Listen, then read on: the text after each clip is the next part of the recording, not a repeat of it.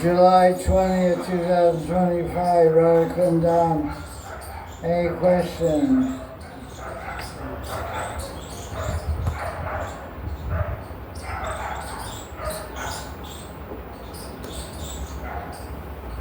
Okay.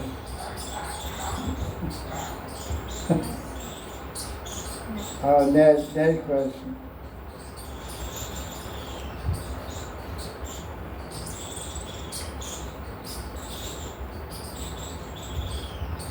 Maharaj, what are the top 5 most essential principles of Vaishnava Sadhachar in your opinion? The 5 most important rules of Vaishnava Sadhachar, in my opinion.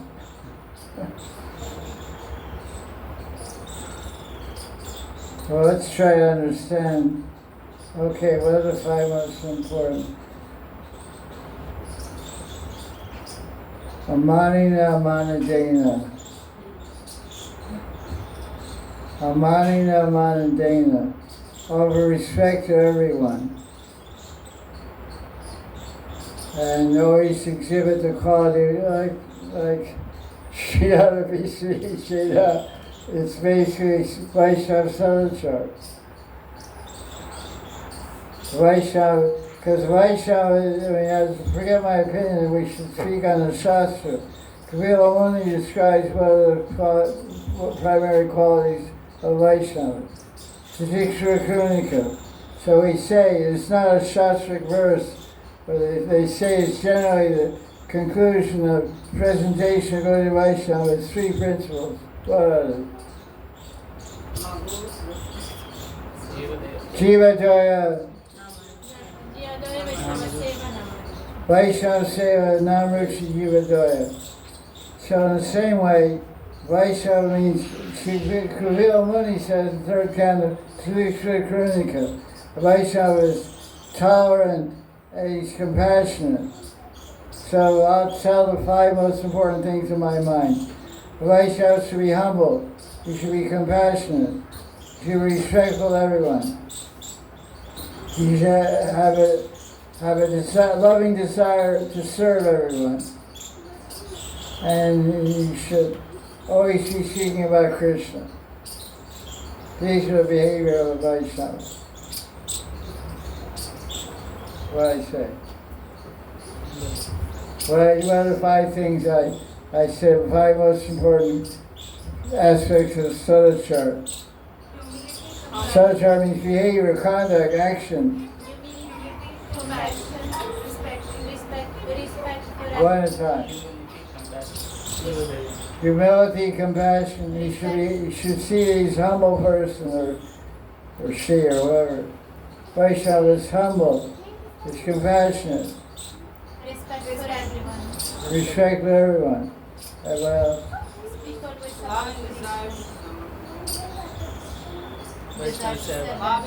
He always has an affectionate desire to serve others. And so he's chanting Krishna's name or speaking about Krishna. These are behavior. Like someone, you may run into somebody, he's just chanting all the time, doesn't stop chanting. There was a devotee like that in Gaudiya Vaisnava 50 years ago. His name was Krishna Babaji. He was always chanting Hare Krishna. People would ask him a question, he would just say Hare Krishna, Hare Krishna. He would laugh and he'd answer it. He'd say, what is this? Hare Krishna, Hare Krishna. He'd just laugh and say Hare Krishna. He was some kind of liberated soul. So somebody will say, well, how does he behave? What is his behavior? Behavior is always chanting. Any other questions yet?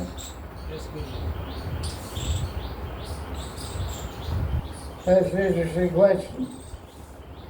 But, but my opinion should be, what's my opinion? That's my opinion. If you ask me tomorrow, I may give a different opinion. At least what I said today is true.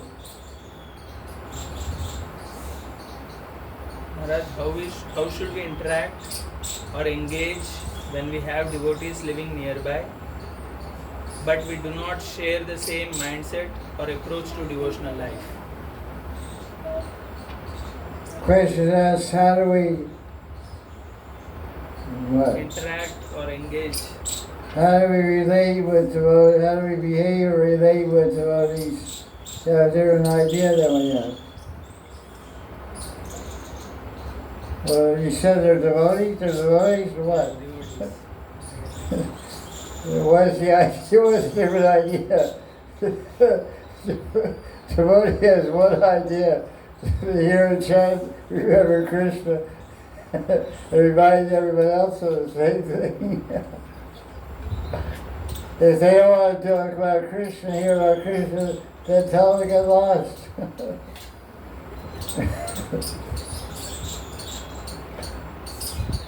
Sajati snigdha asha satovare. The question of whose suitable association is always discussed. In Bhakti Sandarbha, it says you should associate with someone that has prabhav. The Vaishnava you associate, you should have prabhav. You should have the power to turn your mind towards Krishna. And you should have subdued the vasanas. It says in Bhakti Sandarbha, you should have subdued his vasanas, which really means his unconscious desires for material enjoyment should be subdued. And he should always be speaking and connecting you to Krishna. This is good association. That's one definition. Rupa Goswami says, Sajati snigdha. Sajati snigdha asha satovare. Satovare means he has good behavior, follows the four regular principles, shows proper etiquette and respect of seniors and Vaishnava behavior. Sajati means he's a Gaudiya Vaisnava, or she is rather. And Asha means they have the same aspiration, the same idea of a goal of life. The goal of life is to worship Radha Krishna and loving service like a Gopal Vrindavan. And Asha means they have the same hope or aspiration to attain siddhi and Raga sadhana. So look for those kind of people and associate with them. They won't have this problem. How do you associate with people you don't like? That's your question. You ask your question, how do you associate with people you don't like? Don't. Stay alone. If you can bear to live with alone. If you can tolerate yourself. Otherwise you have to subject yourself to other egos, other ideas, and misconceptions or conceptions or whatever. Hey, what's the point? You know, birds of a feather flock together. Pigeons fly with pigeons, peacocks fly with peacocks. Crows fly with crows, let the crows fly with crows, you fly with peacocks. Hey, what a question. How do you associate people with all That's basically what the question is. You have a different heart, a different mind, but you're my friend. What the hell is that? If that's a friend, you get lost. You know? We have a phrase in America, with friends like you, who needs enemies? You know that one? With friends like you, who needs enemies? You have friends like that?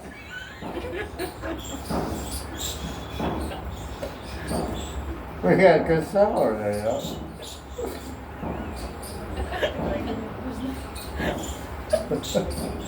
You got some hot guy out in the neck, or got more good there. That's good, everybody here's speaking. What you got to say now?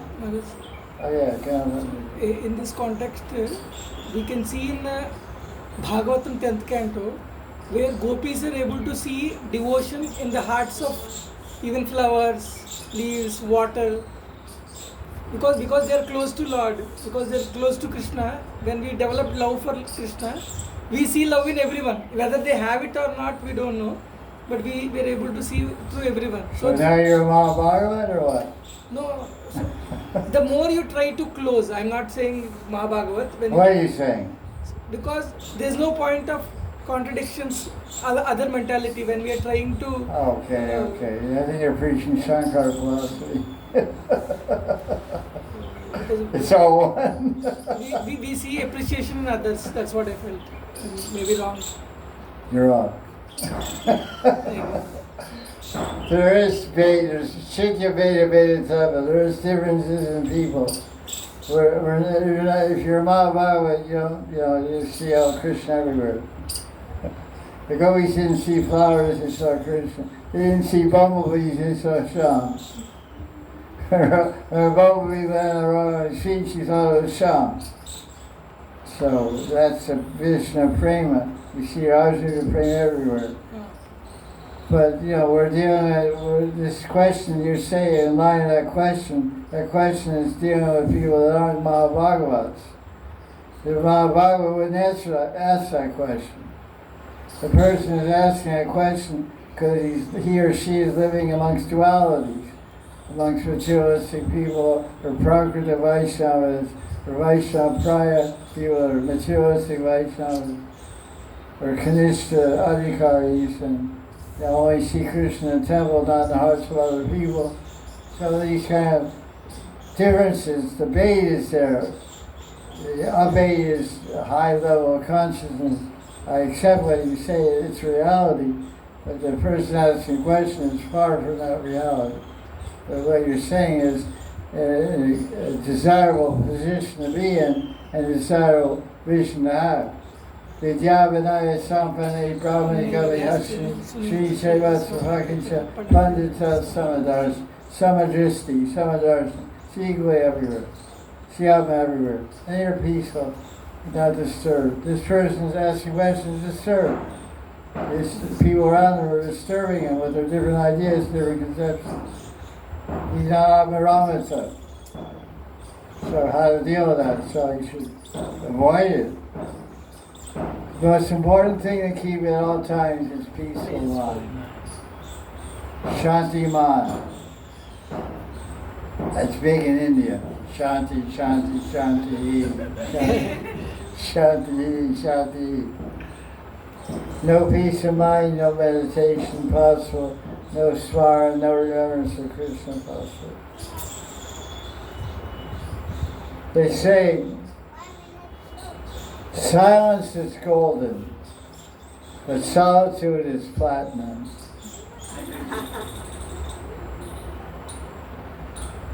Much more valuable. Perhaps we got an order that stuff? Yes, sir. Okay, that's good. Otherwise, you'd be a pretty source. Okay. Maharaj, what is the significance of chanting Diksha mantras 3 times per day? What is the significance of chanting the Diksha mantras 3 times a day? Well, that question is related to one spiritual mission, 2 spiritual missions called IGM, means this kind of Gaudiya. They chant the Diksha mantras 3 times a day. But anyone generally initiated in traditional Gaudiya Sampradaya chants what they call Anik mantra. Anik means daily, once a day, they chant the Diksha mantra. Heard Hari Where are you sleeping with them? So, significance of chanting 3 times a day is you get the benefit of chanting Diksha mantras 3 times a day. I mean, the main thing is, if that's the order of your spiritual master, your perfection is to follow that. Yasya prasada bhagavad prasada, yasya prasada nagati gatovi. By pleasing the spiritual master, then you get the blessings of Krishna. And it's also very nice to meditate on Krishna, and with the gopis and Kamadev and Gopal, and these are Diksha mantras to spend meditating. But generally, the idea is called Sri Sandhya Vandanam. This is the ritual and Varnashram Dharma system for the Brahmin class. There's Brahmin, Kshatriya, Vaishya, and Shudra. Those who are born Brahmins and take Upanayam, Brahmana, Diksha Upanayam. Brahmins are supposed to worship the three junctures of the day. Night into morning, morning into afternoon, afternoon into evening. It's called Sandhya. Sandhya means juncture, meeting of the night with the day with the afternoon with the evening. So Brahmins are supposed to worship Savitri Devi and chant the Brahma Gayatri mantra 3 times a day. Kshatriyas and Vaishyas also take the Jenu rule, we call Brahman thread, and they get the Brahma Gayatri mantra, they chant 1 time a day, or if they even do, but they're supposed to. So take them 3 times a day by Shastra is a vidhi, it's a Shastra vidhi, it's a rule for a Brahmin who's born a Brahmin. But if you're at a spiritual mission where they ask you to chant 3 times a day, it's nice to chant 3 times a day and meditate on Krishna. What's the problem? It gives you 3 times a day to slow down. And also you get 3 naps. 3 naps, NAPS, means sleep. Short sleep. You start to... I wrote one very advanced famous story in ISKCON. We should chant Gayatri together at noontime. We go out and sell books in the morning, we go out to the van in the parking lot of the airport, and we both chant. And he would chant in about 30 seconds and finish. And I would chant longer because I would fall asleep also. But then I said to him, how do you chant so fast? He said, I can't remember all the words.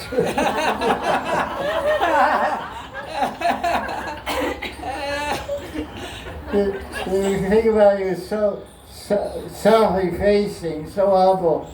He's very advanced somebody, very famous story, I won't mention his name. But he said, forgive me, I'm very fallen, I can't remember all the mantras.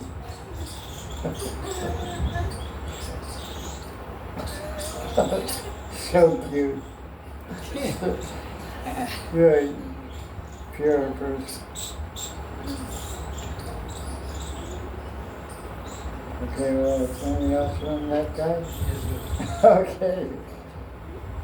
Okay, that's on fire. Maharaj, how do we identify or spot a Raganuga Bhakta, since Raganuga and Vaidhi Bhakti look the same from outside? How do we spot? What spot? Or no. How do we detect someone's Raga Bhakta? They have long gray hair.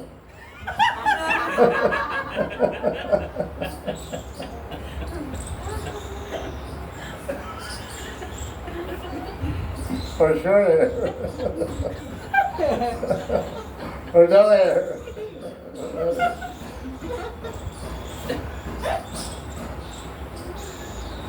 Yeah, I didn't know. Question is, how do you know someone's Raganuga Bhakta? Ask them. When in doubt, ask someone. That's it.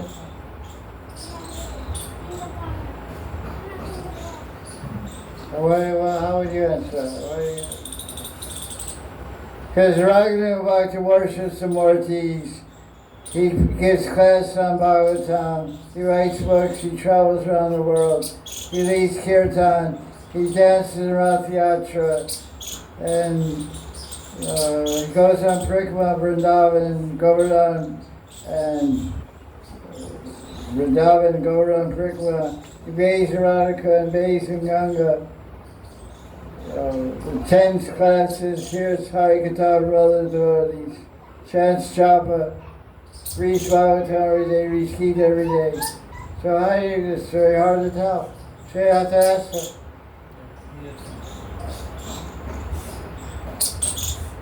He gets up and, Raghu Bhakti, find someone who sleeps till 12 o'clock every day. It's not that way. Raghu Bhakti gets up at 3 a.m., 1 a.m., 2 a.m., 4 a.m. before sunrise and does his Madan, does Mangarati. There's no external lens of bhakti that you can, you may spend a lot of time meditating, but you won't see that. It's not going to be sitting in the street meditating. That's a private thing going on. The only way is someone's practicing Raga Bhakti, you have to ask them. Say, I'm interested. You can approach the person and say, I'm interested in Raga Bhakti. Are you practicing Raga Bhakti? He'll say yes or no. Simple. You ask me this. You asked me this question 36 years ago, I'd say no. I've been here for 38 years. First couple of years I wasn't really practicing Raga Bhakti. Then I started practicing. So everybody can ask a question. Clear the best way to settle rumors is ask somebody.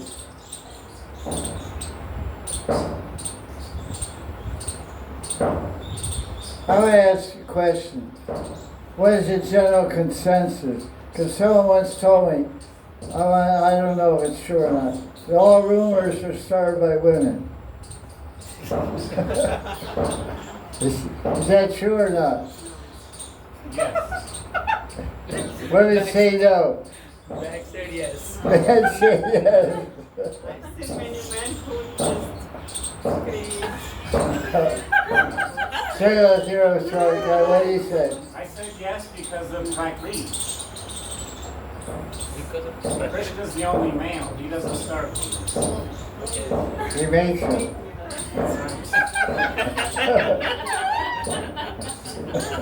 So it's always a woman. Either they got a woman or a man's body. It's still a woman.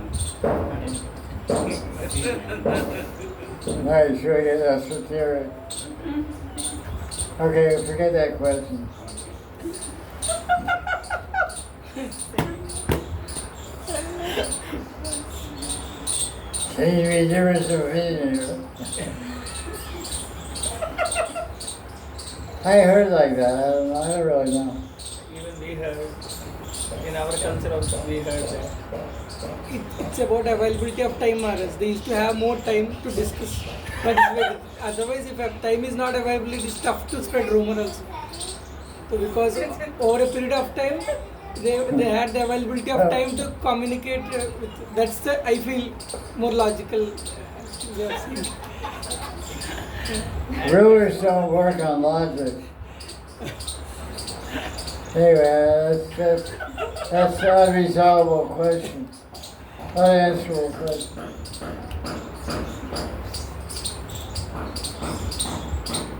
Okay. Any other question?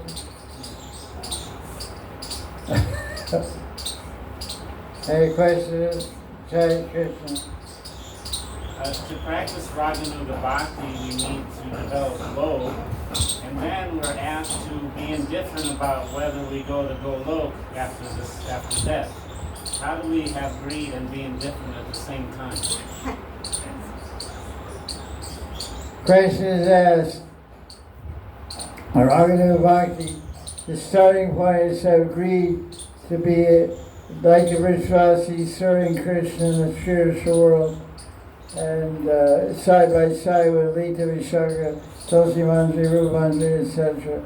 With the same type of bhav and same seva as they do.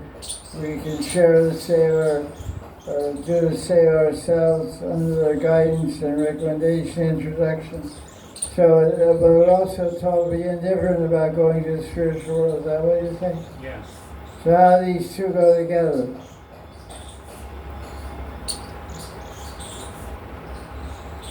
The idea is that if you're in that consciousness of following following the Vishvasis and Raganuga Bhakti, which leads to Nishtha and Ruchi and Sakti and Bhava, then you're in the spiritual world at the level, when you get the level of Bhava. So you're in different fields, whether you're in heaven, you're in hell, you take rebirth here, you know you're going to be where you left off last life. You're going to be right. You're going to be born in Bhav.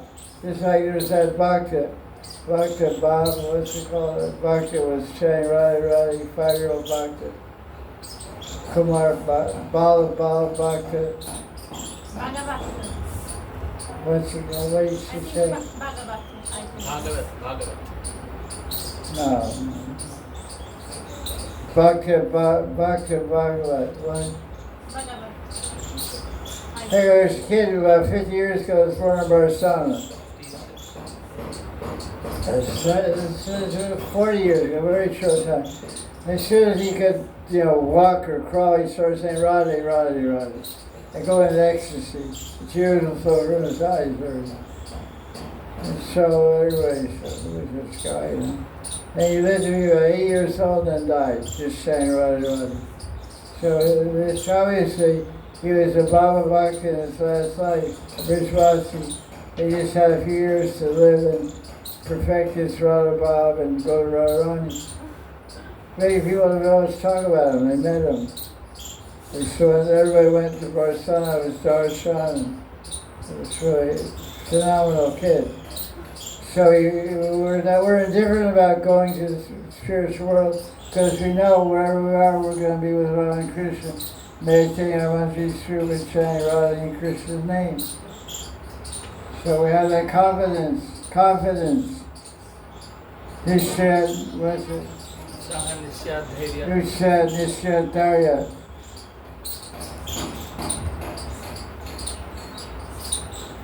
You want to say something? Do I answer that?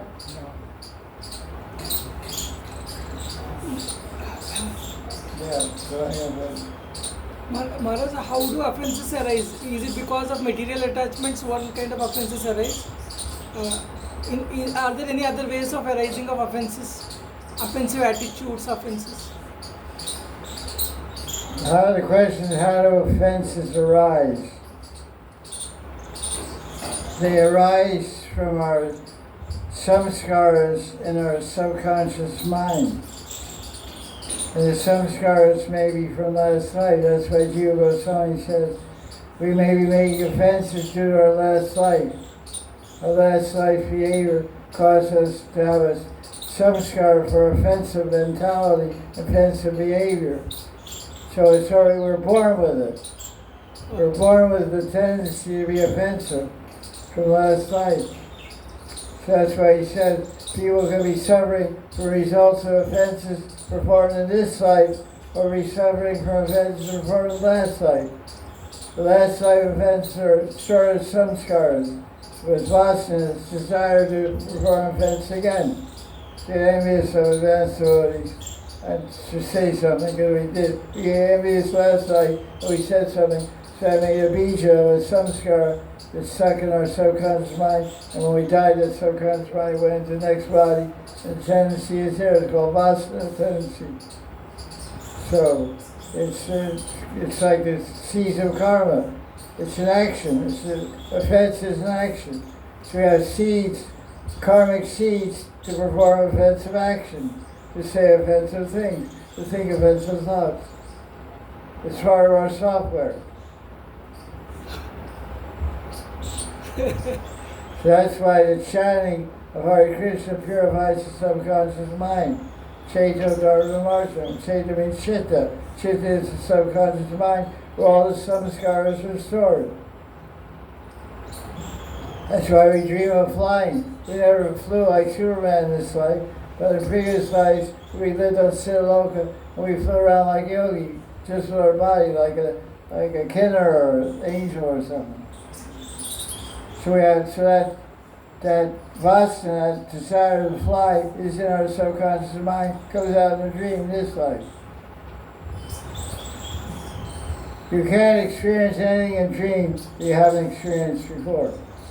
It doesn't mean before this life, it means before 100 lifetimes ago.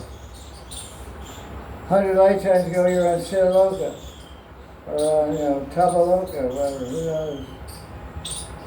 She was wandering throughout the universe. Brahmanda Brahmas, they call him Bhagavan, Jiva, Guru, Krishna, Prasad, Pai, Bhakti, Latadi. You get your Briga Samhita done. They tell you last night you lived here, next night you'll be born or liberated or whatever. So people are sitting in this room, sitting in this veranda. They were born in India last night, and this night they're born in Russia or America or whatever.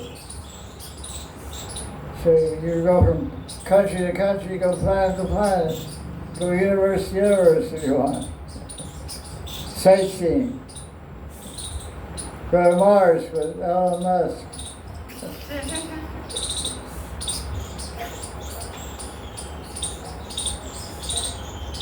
How do they describe Yudhishthira in the Bhagavatam? Akrita, no, Ajata Shatru.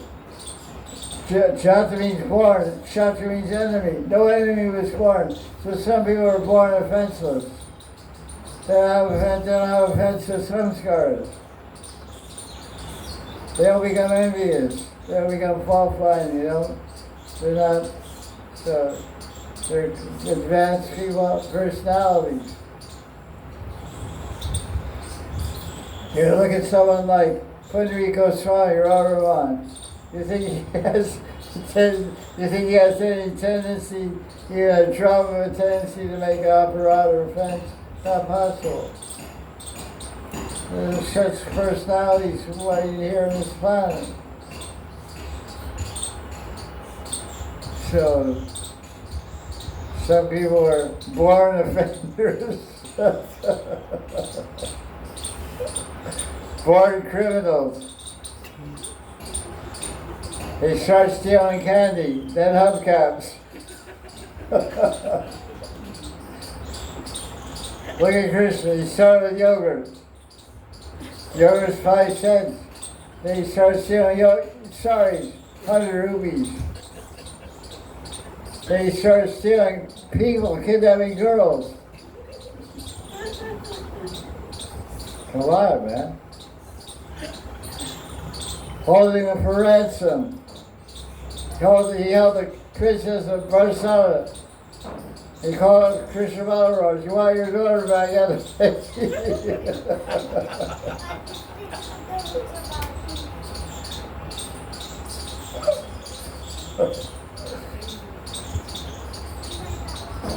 Krishna has a tendency to steal, so watch out. He'll steal your heart. Makan chore, sari chore, really chore. Steal your heart. No more question? Jaya Jaya Sri Radhe.